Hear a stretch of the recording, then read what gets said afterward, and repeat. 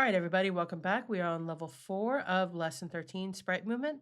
So this is about diagonal movement. Updating both the X or Y properties of a sprite can make it move diagonally. You can use the watchers under the code area to see how each property is changing. So the watchers are down here. They are super helpful as you are trying to figure out what variables do.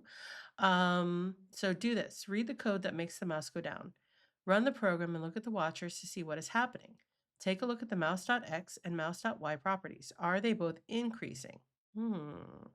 Add one more line of code to make the mouse move diagonally.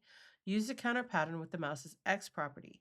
Run your code again and look at the watchers. And then challenge, set the sprite's rotation property so that it faces the direction that it is moving. Well, we definitely have to do the challenge. All right, so run. Let's see what happens to start with. Okay, so it's moving this way. We want it to move this way. All right. So add one more line of code to make the mouse move diagonally. That's going to be the X. So we have mouse.x, mouse.x plus,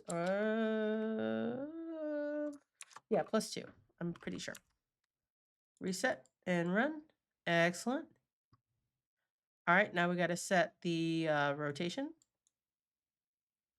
So let's set mouse rotation 45.